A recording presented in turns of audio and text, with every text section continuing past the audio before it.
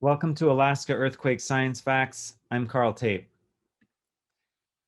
The 2002 Denali earthquake started on an unknown thrust fault, Susitna Glacier, moved onto the Denali Fault, sped to super shear ruptures, veered right at a fault junction, and finished after 340 kilometers and 100 seconds. Here's a digital elevation model of Alaska showing exquisite detail of the shape of the landforms. We're going to zoom in this region in the center. You can already start to see a bit of a downturned arc.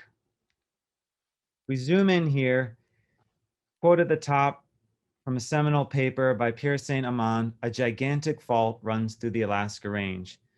And there, along this line, hopefully your eye is drawn to that feature.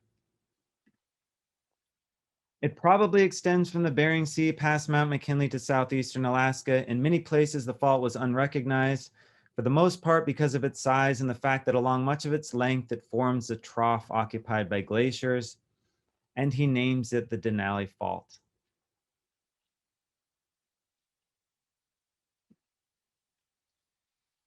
There's also another fault, the Tochunda Fault, branching here labeled with the orange arrows.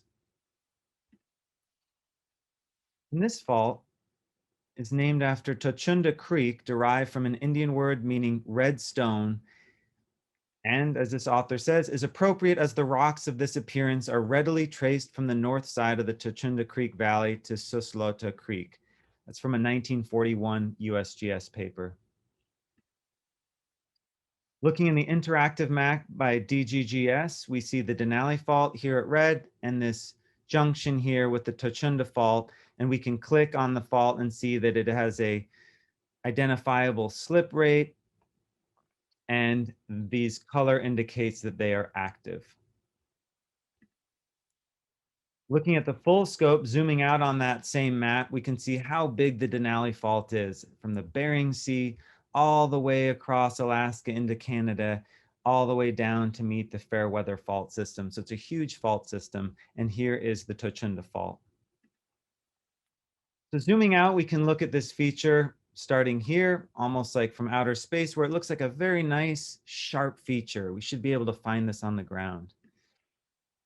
Zooming in, an aerial photo by Wes Wallace looking east down the Denali Fault, and you see how big this valley is, and showing where from this Parks Highway here, looking where the foreshock 6.7 and where the 7.9 earthquake initiated and ruptured away to the east. And zooming even more in, we start to realize the size of this fault. This is a view looking west down the Denali Fault, Black Rapids Glacier, at massive landslides that followed the 2002 earthquake. Chunks of the mountain here slid across this white glacier and all the way to the other side from shaking in this earthquake.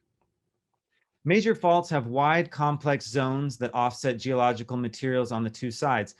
Here, the Black Rapids Glacier covers the Denali Fault. The glacier valley here from side to side is 2.6 kilometers. The fault zone, the active portion, is probably a couple hundred meters wide based on what can be inferred from other sections of the fault where it's not buried by a glacier.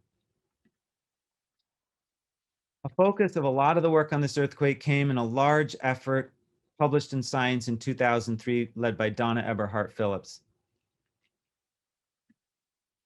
And here's one of the key figures.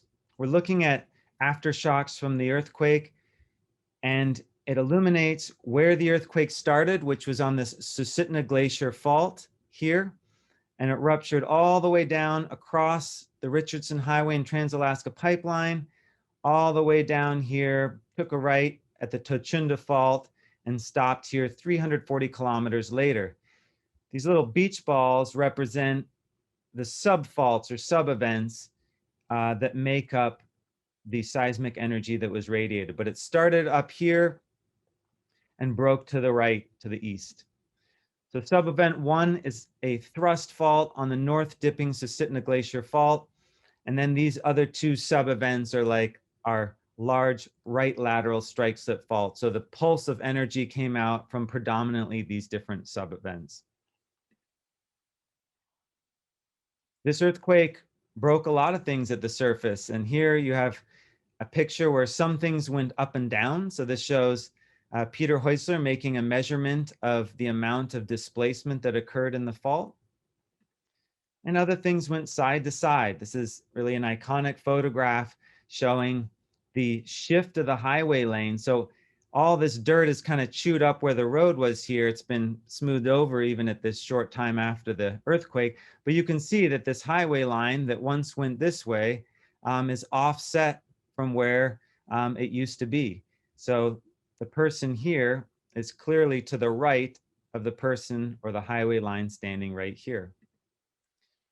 There's about 2.5 meters of right lateral displacement.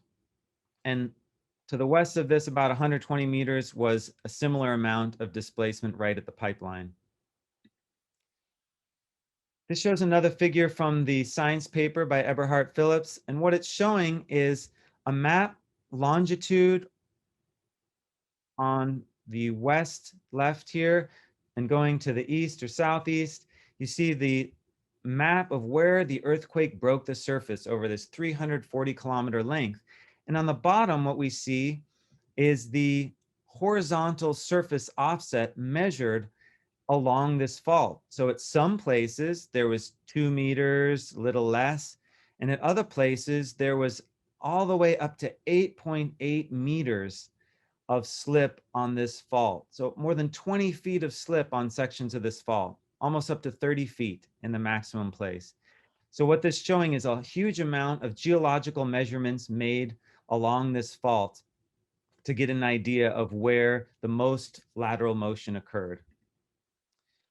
We can also look at the inference of how much slip happened deep down in the ground based on geodetic data that occurred at the surface. So GPS can measure that one spot of Earth moved from one place to another during the earthquake, and seismic inference is derived from information recorded far away at distant seismic stations.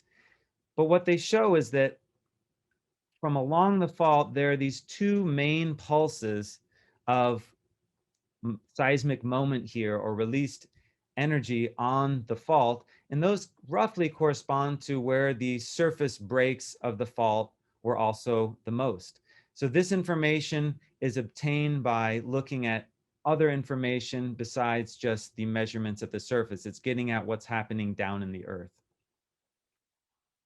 This shows the duration of the earthquake derived from the seismic data, and this is an estimate for how the source evolved in time. It's very complicated, but the main point is that it lasts about 100 seconds. So the experience of the users shaking may be a lot longer than that, or they might not feel it at all, depending on where they are. But the earthquake at the source lasted about 100 seconds. And the magnitude can actually be figured out by integrating the amount of area under this curve. That gives the earthquake magnitude. So how can we take distant seismic data to say something about what happened deep down in the earth? Well, this shows one of the results from a 2004 paper where the authors cut up this fault and represented it by a few different fault planes.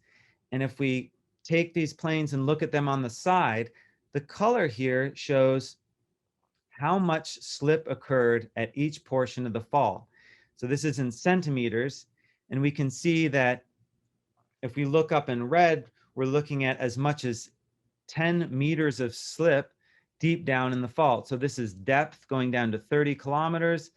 And this is showing you, these numbers are showing the time evolution. So where was this earthquake breaking? 20 seconds, 30 seconds, as it's going east, 60 seconds, and getting down onto the last Tochunda fault, you see a 100-second label and relatively less slip. So this is a way to take distant recorded seismic information and try to understand what was happening deep down. So we have 4 subfaults, 100-second duration, about 9 meters of peak slip, and slip down to about 30 kilometers depth. What we see here are some of the fit seismic waveforms. These are the body waves, the P and S body waves from stations far outside of Alaska. So the red is a model from some computation of what the seismograms would look like for this particular earthquake source. And the black shows the data that these authors are trying to fit for S waves and also for P waves at distant stations, just giving you an idea of what information is used to tell us something about this earthquake source. This is showing you a image from a paper by Bill Ellsworth and others looking at this remarkable occurrence that the earthquake rupture itself was super shear. And this means, as stated here, the ground motion at pump station 10 is best matched in this model by a rupture traveling at a speed of 1.5 times the shear wave speed in the crust. That is about 5.3 kilometers per second at 5 kilometers depth as it passes this station. And so this is remarkable in that the tip of the rupture, as it's moving, is exceeding the speed that waves travel in the medium. And that's what super shear is. Like when a jet breaks the sound barrier and produces these Mach cones, that is what the evidence from the recorded information at pump station 10, where the black one is the recording and the gray one is the synthetic or the modeled waveform. Someone followed this up, Dunham and Archuleta, and looked in more detail at this super shear example. And this shows a picture of how an earthquake rupture could evolve in this setting. And if you show from left to right, time is advancing. And the main point is that there are two types of waves. There's this S or Rayleigh wave, which is this weak green mottled dot. And then out in front of it, traveling faster, is the Mach cone. And you can see this sort of triangular feature. And this is a numerical simulation, but there have the capabilities to account for how this kind of wave could exhibit the shape it has and the arrival time it has at this pump station. So this is a neat sort of numerical example of how super shear ruptures occur. In addition to that, there were other remarkable things about this complex rupture. One is that it left the Denali Fault. After a couple hundred kilometers, the rupture branched to the right down this Tochunda Fault. And this shows an example of the study, sort of theoretical study of fault branching and how a particular rupture might choose or take different branches at a junction.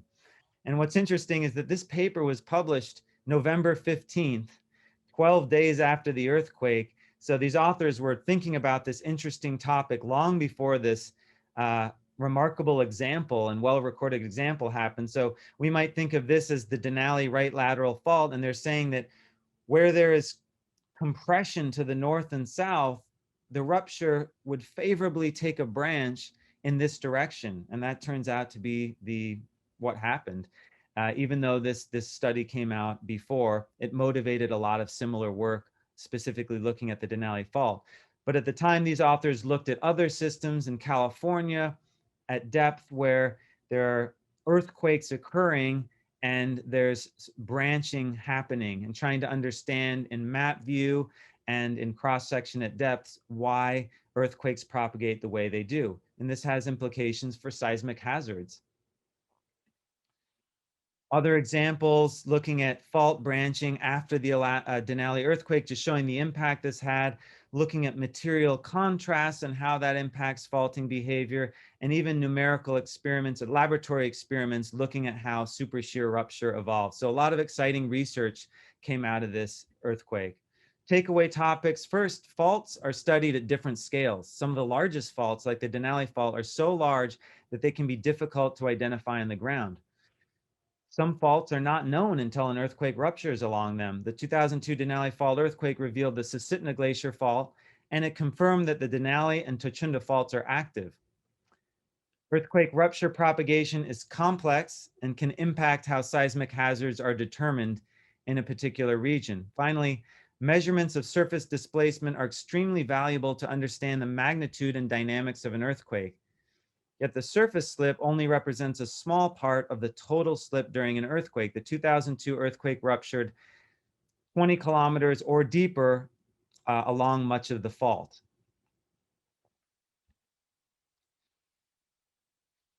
Thank you for watching. Stick around for supplemental information.